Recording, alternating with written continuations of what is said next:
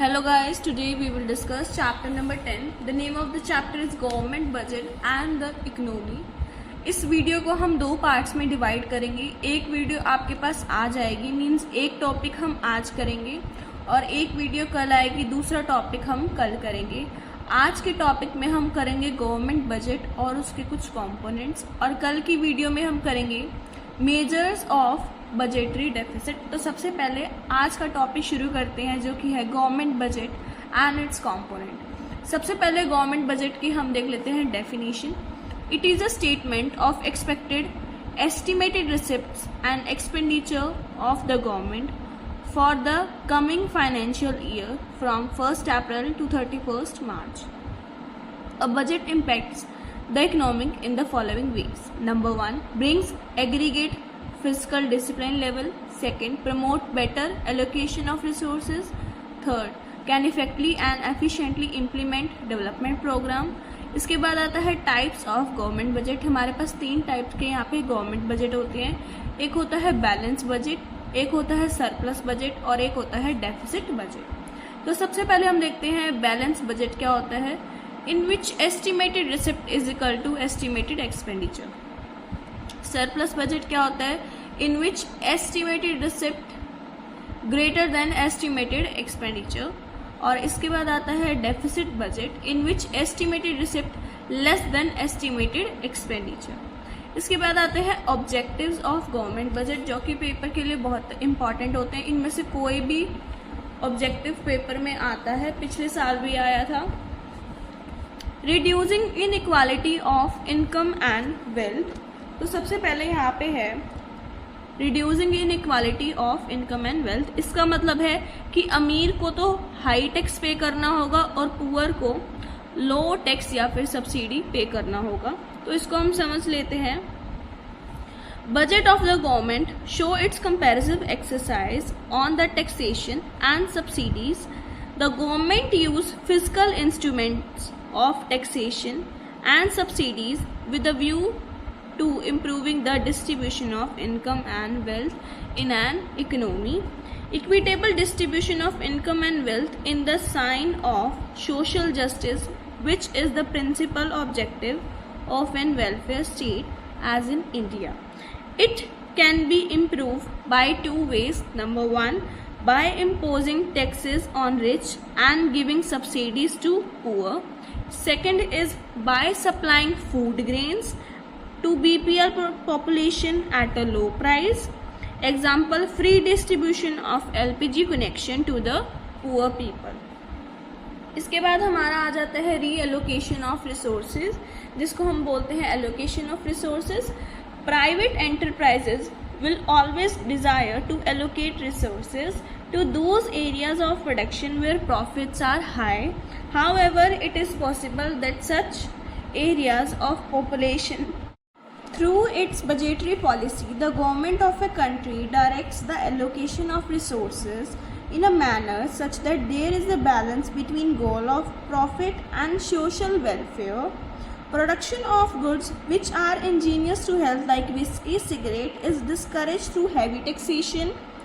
On the other hand, production of socially useful goods like khadi is encouraged through subsidies.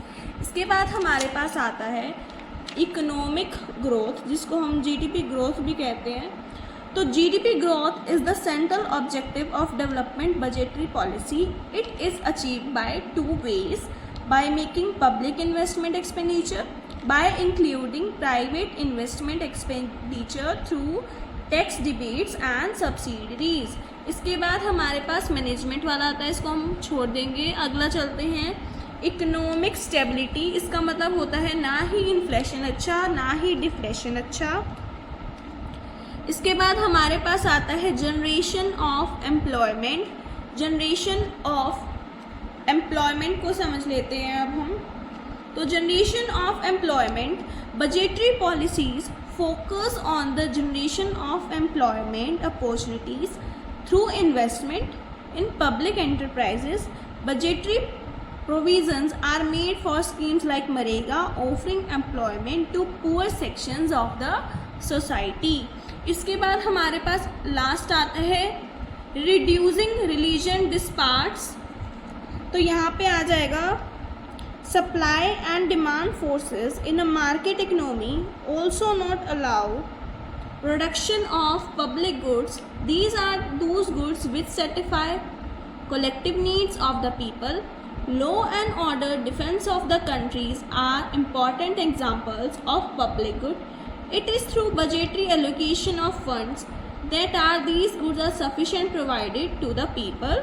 Check ability zone for details on public goods are different from other goods. इसके बाद next topic देख लेते हैं। इसके बाद हमारा topic आता है कंपोनेंट्स ऑफ बजट। सबसे पहला आता है revenue budget. It is a statement of estimated revenue receipts and estimated revenue expenditure of the government during a physical year. फिर आता है capital budget. It is an account of the asset as well as the liabilities of the central government which take into consideration changes in capital during a fiscal year. It consists of estimated capital receipts and estimated payments. Next is revenue receipt. The receipt which neither create any corresponding liability for the government nor does they lead to an reduction in asset are termed as revenue receipt.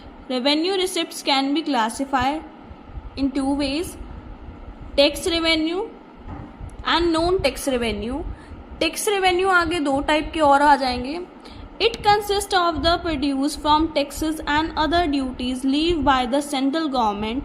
It comprise of सबसे पहला direct tax. These are the tax for which the intense and impact of tax falls on the same person. Means उसी पे tax लगेगा, किसी और पे आप shift नहीं कर सकते। Actual burden of these tax can not be shifted. Income tax, corporation tax etcetera. इसके बाद आता है इनडायरेक्ट टैक्स। ये आप शिफ्ट कर सकते हो किसी पे भी। These are the taxes for which the intense and impact falls on separate person. Burden of these tax can be shifted to others like service tax, entertainment tax etcetera. इसके बाद हमारे पास यहाँ पे आता है non tax revenue. It's mainly consists of interest receipts on account of loans by the central government, dividends and profits on investment made by the government, fees and other receipts for services rendered by the government. फिर आता है हमारे पास revenue expenditure. ये हमने पढ़ा था revenue receipts. अब आता है revenue expenditure. Those expenditure of the government which neither cause any increase in government asset or nor cause any reduction in government liabilities. Means कोई इंक्रीज भी ना हुआ हो गवर्नमेंट एसेट में और ना कोई रिडक्शन हुई हो गवर्नमेंट लाइबिलिटी में। तो ये दो टाइप में क्लासिफाई करा है। एक होता है एडमिनिस्ट्रेटिव एक्सपेंसेस। ये क्या होते हैं? These are incurred on normal running of the government, जैसे salaries and pension of government employees. ऐसे ही social welfare expenses, these are incurred to promote social well-being of the citizens. Example expenditure on rural development, education and health services and subsidies. Note क्या है? Interest payment by government on loans taken is an example of revenue expenditure. इसके बाद हम पढ़ेंगे capital receipt और capital expenditure. तो capital receipt क्या होती है? तो कैपिटल रिसिप्ट होती है the receipt which create corresponding liabilities for the government or which led to reduction in assets of the government are termed as capital receipt. जैसे loan taken by the government, disinvestment of any PSUs etc. Capital receipts can be classified as, तीन part में इसको classify करा हुआ है। सबसे पहले आता है boring. These are funds raised by the government to meet its expenses. Government में बोरो फ्रॉम, कहाँ से बोरो करेगी? पब्लिक से, फॉरेन गवर्नमेंट से, RBI से, रिजर्व बैंक ऑफ इंडिया से। International Financial Institutions like International Monetary Fund या फिर वर्ल्ड बैंक एक्सेट्रा। इसके बाद आता है recovery of loan. It refers to that inflow of cash which the government has distribute previously in the form of loans. इसके बाद आता है other receipts. It includes procedure from the disinvestment, mobilisation of saving through NSC, Kisan विकास प्रथा, KVP etcetera. इसके बाद आता है हमारे पास capital expenditure. Those expenditure of the government which led to the increase in government assets and led to reduction in government liabilities are termed as capital expenditure. Example है expenses on the construction of national highway, कोई भी highway पे खर्चा हो रहा है, और repayment of loan by the government. फिर कैपिटल एक्सपेंडिचर भी यहाँ पे क्लासिफाई करा हुआ है। सबसे पहला loan to states and union territories, expenditure on building infrastructure like road, metro, rail networks etc. फिर आता है public expenditure। public expenditure क्या होता है? These expenditure are incurred by the government for developing infrastructure and promoting social welfare। public goods and private goods, अब हम ये देख लेते हैं। These goods which cannot be provided through market mechanism and hence must be provided by the government are called public goods, जैसे roads, parks, street lights etc. These goods have two distinct features as that of non-various. It means consumption by one individual does not reduce the amount available for the others. Second is non-extendable. It means that once of good is provided, then no one can be excluded from its consumption. These goods promote social welfare. On the other hand, which can be provided through transaction between consumer and producer are termed as private goods. Example है food items, clothes, shoes etc. These goods are various and executable in nature. These aim at profit maximization. तो इसी के साथ हमारा part 1 यहीं पे complete होता है। Thank you for watching. कल पार्ट 2 आएगा जिसमें हम आगे टॉपिक करेंगे अपने